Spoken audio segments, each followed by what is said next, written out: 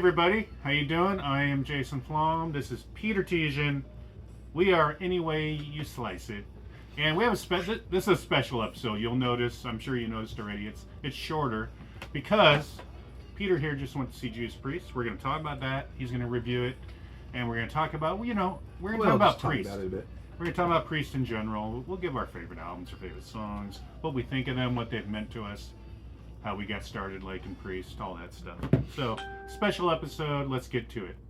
Have you noticed that, like, all the channels now, like, a couple times in their show, it'll stop and it'll go to, like, some, like, e-cigarette commercial that they do themselves? Or, like, some, like, you know, like a blue chew, or, like, something like that? Are you saying you want to do that? Should we get something like that? We need a sponsor. We need, like, a condom company or something. It's happening on all the channels though. Sponsored by Heineken. They were like, we're just going to take a quick break from talking to Paul Stanley because if you haven't tried these dildos.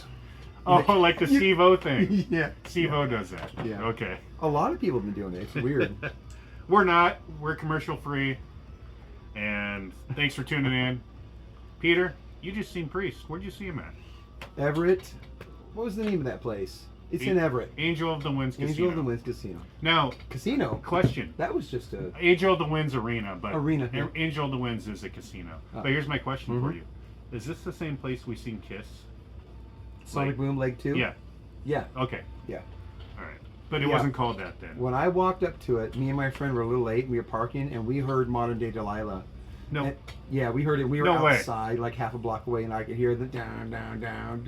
You know. You were late? I was late, and they played Modern Day Delilah, and that was like the second time they came around for Sonic Boom, I want to say that was... Or was that Monster? I think it was second leg of Sonic I want to say it was 2011. Yeah. So...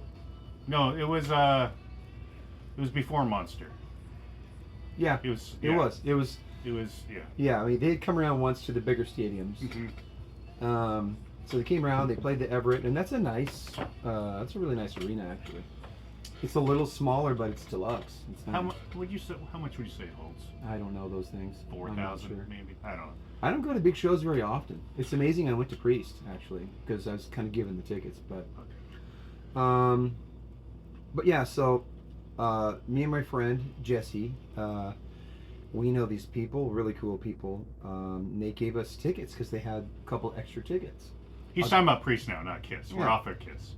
Yeah. So they had like 6 tickets, and a couple people bowed out. And I said, "Well, how much are tickets?" He said, "No, we just want you to have." It's like, that is that nice of them. We just want you to take them. Blah blah. Wants to go to someone that's really gonna enjoy, and totally the coolest people. And it's funny, every time something like that happens, I realize that these catalog bands, these historical groups like Priest, and I remember that happened with Roger Waters one time at the Gorge, and I wouldn't have went, but somebody had an extra ticket. You seen Roger Waters at the Gorge? It was like 20 years ago though, but I wouldn't have went. You know, sometimes with these classic groups, it's like if I'm not really into the album at the time, I think the band's not good anymore. You know what I mean? But to see these groups and with a huge show that they put on, you know, I should really be trying to go to every show I can while a lot of these groups are still playing, you know. I'm seeing Malmsteen this Friday, and he's at the Temple Theater here in Tacoma, which is pretty cool. And tomorrow, Iron Maiden's playing like 2 miles away from this. And I might go. I think I might get a ticket. There's really? Some cheap tickets. Make sure to film some of it for our people. They're so cheap that you people out there in states away, you could almost like get a cheap ticket and a plane ticket for less than you normally pay. Like it's pretty cheap. Yeah. I saw some $25 tickets. It was like, whoa. If I didn't already have plans, I'd be there. Yeah. So probably talked about that too, but so I saw Priest. Yeah, I'm thinking I probably wouldn't went to this. And I'm thinking, what a jackass I am, never going to all these really killer concerts. Billy Joel's been down here at the Dome, Tacoma Dome in Tacoma. The Stones played there. Iron Maiden. Rolling Stones? Who's that? Just joking. I think it was in 2004. Yeah, but Iron Maiden, all these groups, Iron Maiden comes to the Tacoma Dome like every year or two, right? Scorpions were there a couple years ago. I just ignore these old groups because I think, they're old. But when I'm there, it's like, oh man, this is good. This is fun. This is really fun, you know. A lot of the groups, I guess it's because like, when was the last album of Priest that I was really into? That's a good I question. guess Painkiller's probably the last one. You know what? For me, I would say Angel of Retribution. That one? That was a great Wow. I've come to realize the last two are pretty darn good. No, Firepower, the one before the new one. Yeah. God, I don't own it to this day. I don't know why, but It's good. I've listened to it, and it is really good. Maybe really the new good. one is even better, maybe. I've listened to the first couple songs. Yeah. I listened to the song you filmed and the song after. I looked up the set list, and I kind of listened to the couple songs I knew they were doing, which was Panic Attack and Title Track. So I wanted to know those, but I've listened to the album since the concert a couple times, and it is a really good album. But, you know, when they were in their prime and just inventing things left and right, and just, like, forging the way for all these other bands that are going to be coming, the last album for me probably was Painkiller. And so when it's been so long since a band had a classic album for me personally, I kind of tend to just, like, kick it with local groups, and I just work. I do sound on the weekends, so if I'm paying to be at a concert, I pay to be there, and I'm also losing money at the club where I work. So, but Priest was awesome, and my whole point is I'm really glad I went. They did this thing where Who opened up, by the way? I don't even know. You don't even know? can't remember, Swedish, Hobbit metal, Swedish Hobbit metal. Sabaton. This name sounds familiar. Very good. I mean, very, very good. Very good. Really? But we're There was talking, only one opening We're band? talking like buff tank tops and like, you know, Hobbit metal, kind of like. The drummer, they pulled a Kiss. The drummer was on a tank, No way. which we watched him. For an opening band had a dismantle. tank drum riser. Yeah, I mean, they were very good. You know, it was. Did the people like them? I think they feel like the people who put the tour together probably feel like since the guy's vocals are like that would fit in with Priest somehow. Hobbit metal. You know, I mean they're good. Is that though. a genre? It was very commercial, I guess is my point, and it was you know, they weren't shy about the cheese. The guy came out with a little pink Hello Kitty guitar, and they joked around. They're kind of silly, Okay. you know. And like, Are they older guys? Have they been around a while? yeah, I think the group's only been around like less than 20 years. It's not like it's from the 90s. Sabaton? My friend told me who it was, and he said it on the phone, and I go, oh, I know Sabbath. It wasn't- Oh, Sabbath. It's not Sabbath. It was yeah.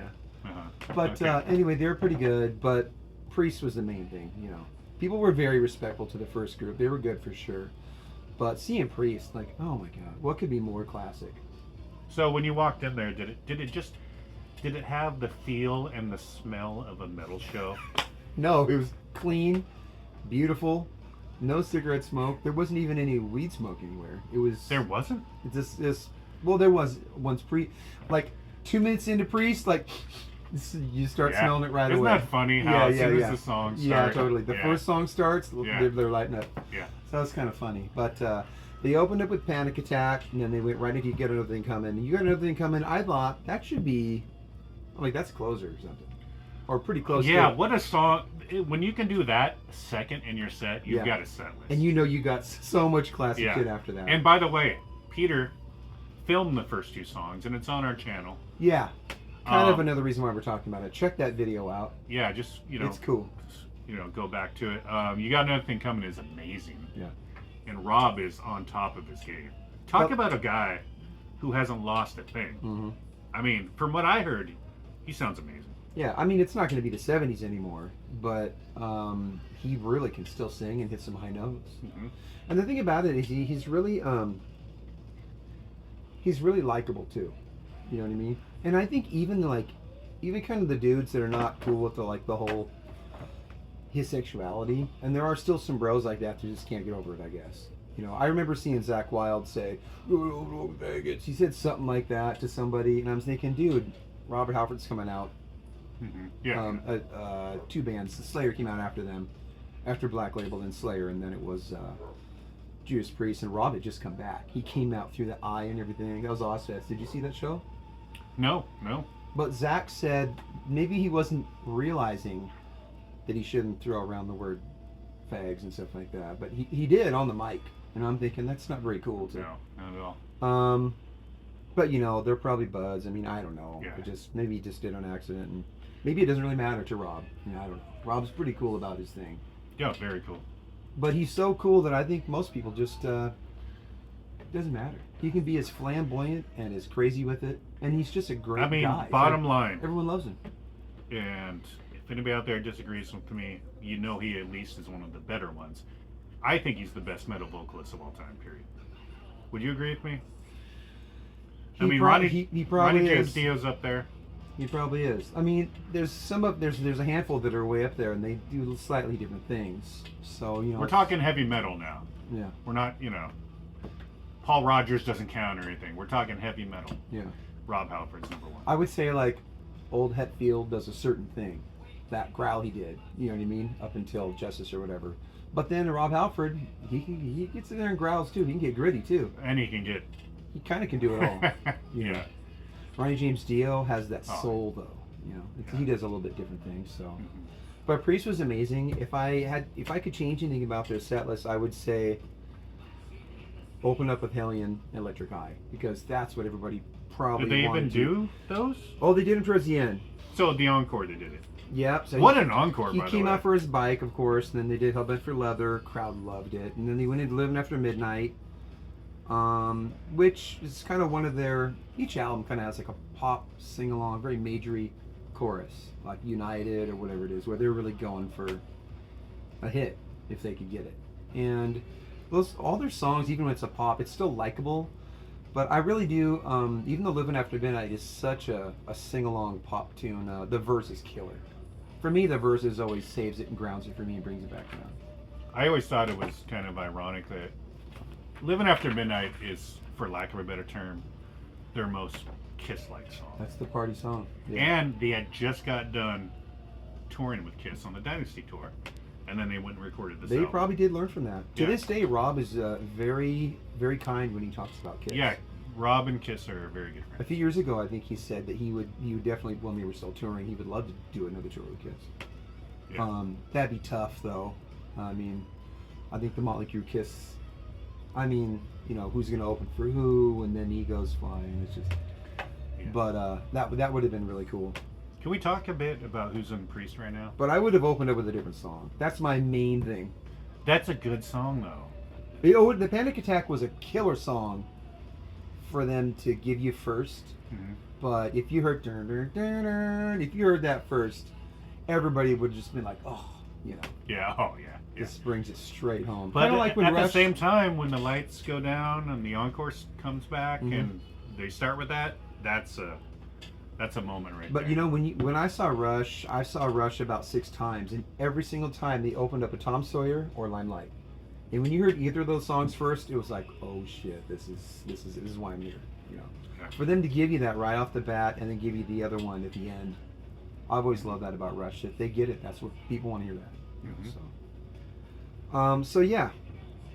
You talking about their new guitar player? Is that what you're? Oh, well, just who's in the band. I mean, Mhm. we know about Halford, of course. Scott Travis is on drums, right? He's Yep. been around since what? Racer X. Painkiller. Oh yeah, which Priest? He's been around since '91 or Painkiller, whatever, I believe. 1991. Ian Hill on bass. Back there You in his got little to corner, see just that, yeah. Back that's- there in his corner. I love that. You don't need He's anything awesome. else. He's Yeah. awesome. Richie Faulkner. And Richie's killer. Yeah, see, that's the thing. Like, they don't have Glenn or KK anymore. But man, Glenn can't make it anymore. it's He's health reasons. he can't. They did in recent tours. They had Glenn come out for an encore or something because he has a hard time playing now, which really sucks. He's kind of the heart and soul of it with Rob. But this time, about the time when they would have brought him out, they flashed some footage of him. They flashed it up there during Faulkner's solo. And I was like, that's interesting. Faulkner's probably, that's cool. Glenn's the reason Faulkner's even able to do this, that it exists.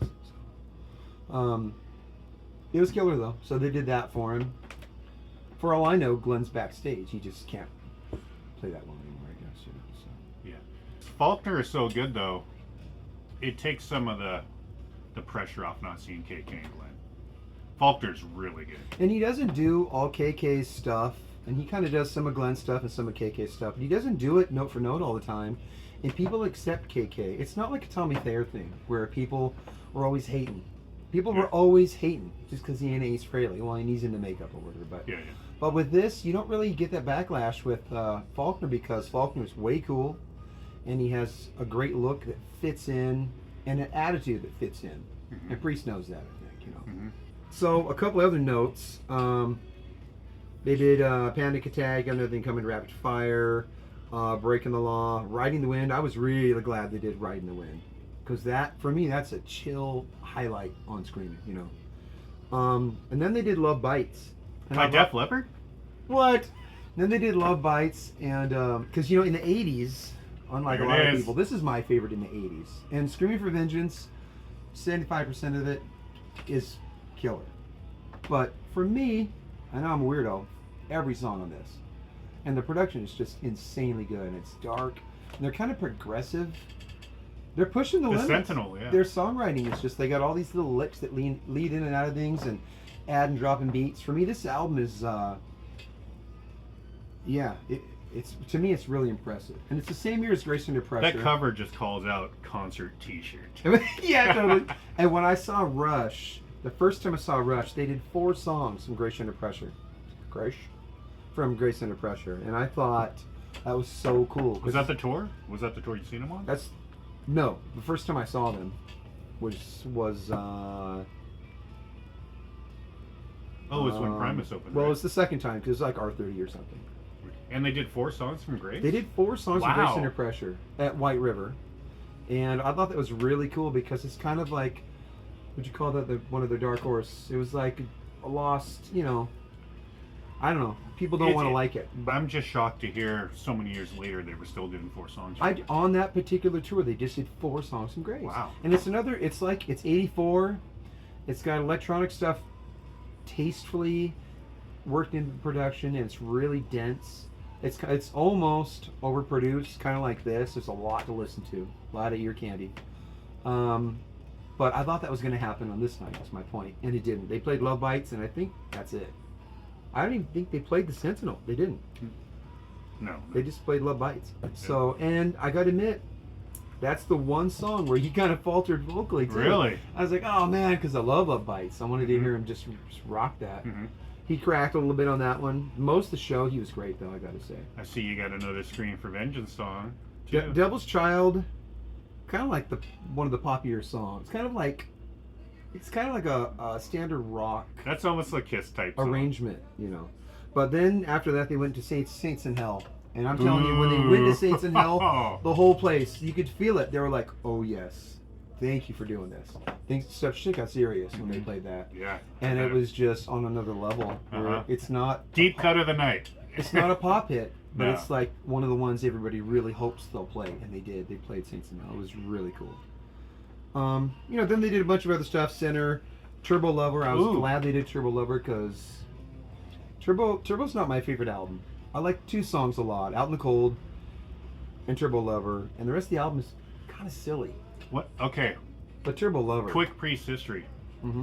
The Did you see him on that tour? only time I seen Priest was on a Turbo tour. Yeah. Really? How was it? Oh, it was amazing, and Yeah. I think somebody died at that show. No, And it's coming that's one of those Yeah. shows. That wasn't the amazing part though. Uh-huh. But I think Dawkins opened up. That would have been under Lock and Key tour. Yeah. But yeah, they opened up with Out in the Cold. And They did? At the time, That's cool. At the time, my friend Shane and I didn't like that song. Though we Oh. were like, "What the fuck, Yeah. man?" But It's a dark, slow song. I love it though. yeah. So the only time I seen Priest was on the Turbo tour. Mhm. Wow. Yeah, I know. That's the only time. I think so. What the hell did you I not know. go for the other day? We got to work this out better. Yeah. And I've only seen AC/DC once, so we're going to talk about that in our next episode, Uh-huh. which we're going to film right after this. Very soon. Maybe even today. So I recorded the first 2 songs of the show, which are on our channel. And then I recorded, the only other song I recorded was Turbo Lover, because I thought, this is way cool. You should put that on our channel. I was just, I hope, Can you put it in this video? now see, my camera was getting hot and it glitched. Ah. I got a Pixel, and I got a newer Pixel, Okay. and they get hot when you do a lot of video, and they glitch. And it glitched, and it sucks, because it kind of skipped around, the audio skipped around, jumped around, it sucks. Okay. But I'm sure it's on YouTube. they did anyway. it killer, he did it well, and it was a bummer that my phone kind of messed up because that was the other song I wanted to post. So was the crowd totally into it? Because at the time, you know. Oh God, Turbo Lover was huge. Oh, That was it? song is Okay. huge. That song is huge. Yeah. I think even people who would want to bash the Turbo album, they'll all admit Turbo Lovers. So wait. That's an epic tune. So you named the 2 songs on the album you like. You don't like Locked In? You get me locked inside your love. That's their. No, I That's their honestly- Raiders of the Lost Ark. Kind Do you of like video. Parental Guidance? Mad Max video. The Kiss song, Parental Guidance. What? Yeah, No, yeah. It's very much like a Kiss Yeah. song. No, I don't mind that album. It's their Crazy Nights. It's that era. It's exactly their Crazy Yeah. Nights. You know what? I listened to Crazy Nights and Hot in the Shade yesterday because I was just feeling cheesy as hell, and I loved it. Both of them? You know, we did those albums, and when we get into the albums and you know get refreshed on the info and read it, and listen to it over and over, we're comparing those songs to like, you know, Love Gun or whatever. Oh, But- I can't do that. But I love those albums, in their own thing. How often am I feeling that cheesy? But when I am feeling that cheesy, it's great. It's great stuff. It is. And Turbo too. I could put on Turbo. If and you're in the rock. mood for those albums, they'll hit you. Yeah. If you're in the mood for some heart and some Alias. Anyway, it was a great show. It was a killer show. I'm so glad I went. Oh, wait, because I we have didn't more plan songs on to it. go through here. Yeah, there's more. So they did the title track from the new album, Victim of Changes. Wow. Right there. Yeah, that was epic. See, that probably would have been the highlight for me. Yeah. And then Green Man Alishi. Wow. And then Painkiller. Yeah, it was definitely a highlight. Scott Travis introduced Painkiller. They put the mic in they turned the light on, just him. No, everybody else went off stage. And then he said some cool stuff you say in arenas to people. You know, you guys are awesome and whatever. And he went into his drum intro. It was killer. It was killer. And this encore, man. Hellion Electric Eye. Which, as he kind of alluded to earlier, one of the best album openers ever, and would have been a great concert opener, which it was back in the day. They did that a lot. They opened with it a lot. Yeah. But yeah, here it starts off the encore, and then Hellbent for Leather, of course, which has probably been an Avery Priest encore since it came out, because Yeah. he drives the motorcycle out. And then Living After Midnight. Yeah. So, you know. The reason why they opened up with Panic Attack like that, because it's killer, total killer metal tune. But it tied in with the stage thing they had. They had the lyrics for Invisible Shield on this almost looking like a scroll hanging down from the top in the center of the stage. And when the lights went up and the first couple seconds of the sound started, the thing like flew up, like instantly, like really quick. It was pulled up. But it was, you know, the cool lyrics from Invisible Shield, and then that went right into a song from that album. So it makes sense, you know. Mm-hmm. They had it all tied really nice. Okay. I'll tell you one other really cool thing that night. Doesn't have so much to do with Priest, but they had on some, just real low, they had on some grunge group. I don't know who it was. They just had on random songs. And then they cranked it up and they put on War Pigs. Aha. As kind of like, okay, get ready. But yeah. And people love Kind of that. like Kiss did with Rock and Roll. Rock and Roll. They Yeah. always do Rock and Roll, huh? Yeah. Rock and Roll is such a killer song. Mhm. And you think it's going to be really basic. It seems like it's just a really basic bluesy rock and roll tune. But Rock and Roll by Zeppelin, that's one of my very favorites. Mhm. Yeah. Yeah. When you hear, you know, the lights go down, the curtain. Yeah. It's Yeah. just so killer. Yeah. So they But- did that with War Pigs. And Okay, it was awesome. cool. Did it play the whole song or did it No, Oh. they cut it about halfway through, and then they went into, you know, some symphonic music when they had the. Yeah, then yeah. they put That the part's light- on the video. Yeah. That part got us a copyright, by the way. Really? You see that? The classical? It even says copyright restricted viewing. Like it's not available in Oh some my areas. God! We're not going to get our 9 cents. No. Sorry to tell you. Yeah. Maybe if we Um, start advertising Kiss condoms or something. Kiss Condoms, brought to you by Trojan. Yeah, we would just want to take a moment to talk about Kiss condoms. Jason and I both No, use them. there has to be a quick edit, then we talk about Let me show you something about the size here. it. So yeah, so great show. Yeah, killer show. Yeah, that's so funny that how many times have you seen Priest? 2 or 3 times. Yeah. At Ozfest. Where else did I see them? Maybe just that one time, actually. Okay, so the first and only time I seen them was 1986. I mean, KK was with them. Yeah. Oh, but yeah. I didn't know. I just thought, Dave Holland well, on there's drums. KK. Now it's kind of like I kind of would like to see. I think it would be cool. I mean, there's some bad blood there, obviously, and they're trying to be cool about it. When there's an award show or whatever, they're cool. But with Iron Maiden, they got the 3 guitar players because they got the dude who's amazing. But it's like, Adrian, yeah, you can come back too. I feel like they could do that with Priest. Mm-hmm. They could, you know. I mean, maybe, obviously they don't want to, but that'd be cool. Yeah. KK always did those badass, like the killer, like whammy bar solos and stuff, you know. So is that why Maiden has 3 guitar players? Because Adrian wanted to come back and they just didn't have the balls to kick the one guy out? Well, plus they have harmonies and stuff everywhere. All right. And might as well have them. The dude, like, literally is like, acts like he's at 24-hour fitness on the stage the whole time. Like, he is a big part of the... Who's the newer dude? Who's yeah, probably what's been in his it? name? Yeah, well, he wasn't on the classic albums. But, No.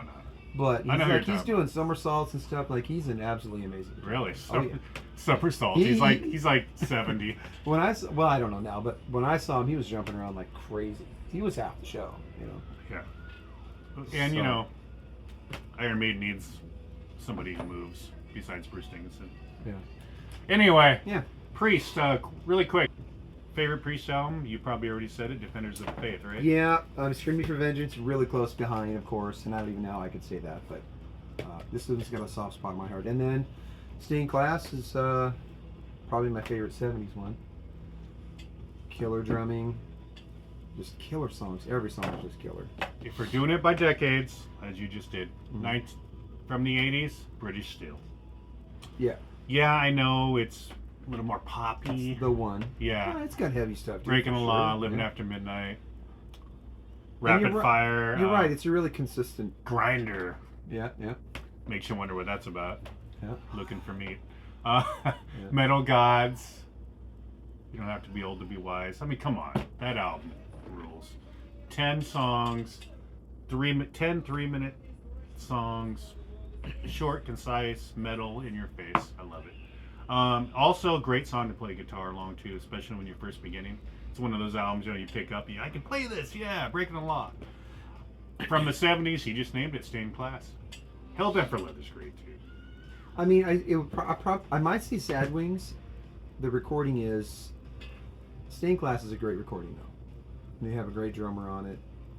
But the songs on Sad Wings, really good. Really good. A lot of people's favorite. If you're an older guy, you're usually going to say Sad Wings. You know what I mean? Mm-hmm. If you're 2 years older than me, you're not going to like Defenders. I love Defenders. If you're 2 years older than Jason, you're going to hate Turbo. It's like generational. No, Defenders is great. Turbo's good. Painkiller's great. But from the 70s, I mean, so many good albums. Yeah. Unleash in the East has to be mentioned, too. Oh, but yeah, it is. Yeah. Incredible. Yep. Anyway, favorite Priest song? Song? I know, that's Saints tough. in Hell is one of them, that's for sure. So I Yeah. was really glad they played that. Victim of Changes. But it's almost... Dissonant Aggressor. Yeah, I almost have to laugh at you for that because it's like, I have to name like 40 songs. Yeah. It's just... Okay, so... Electric Guy from the 80s. Their guitar soloing in the 70s and the early 80s, but especially in the 70s, they're doing things on guitar that no one else did, that Slayer, like... That shit KK did with the bar all the time and stuff, that became Slayer's whole guitar solo style. You can see why they covered Priest songs and stuff. I mean, and the vocals, that thing he did, and that aggressive thing he did with his lower voice. I mean, those two things they brought, that changed everything, really. They were game changers, without a doubt. Yeah. Okay. It's crazy. Any metal band from the 80s, and when I say metal, I mean, I'm not talking glam metal, but any metal band from the 80s, Priest was their influence. There's Julie Roth for guitar. There's some shredders, but aggressive like Priest, like just crazy aggressive. No one else. They really built that. And something else to say about Priest, especially in the 80s, their MTV hits, the video songs, Hot Rockin', Heading Out to the Highway. I love Hot Rockin'. What I'm getting at is incredible songs. Even their singles are incredible.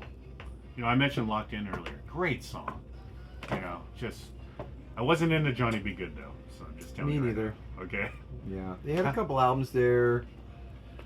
Wrap it It down. was hard for a couple albums there. Yeah. both those albums have a few songs. I don't know. Looking back, Yeah. But their singles are incredible. You Got Nothing Coming. At the time, I was 12, and I guess I kind of did listen to my turbo tape over and over, and just sang. Who didn't on. have a turbo tape?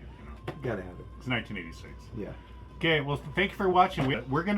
This isn't the only time we're ever gonna talk about Priest. We have plenty more to say about Priest and certain albums. We're gonna do an album ranking at some point. But thanks There's for a good half a dozen to get into. Yeah, I guess we already know our favorites. Yeah, we don't have to do a ranking now, but we No. need to get into certain albums a lot. So. Oh yeah. So, and let us know your favorite Priest albums, songs. Did you see them on the store? What'd you think? Thank you for tuning in. We're Any Way You Slice It. Jason, Peter.